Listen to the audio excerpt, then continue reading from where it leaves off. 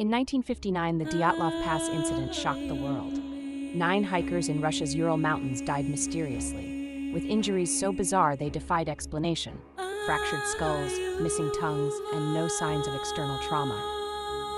Some blame a military experiment, others a Yeti or aliens. Their tent was cut open from the inside as if they fled in panic. Decades later, the truth remains elusive, chilling hikers and conspiracy theorists alike. Could you survive the mystery of Dyatlov Pass?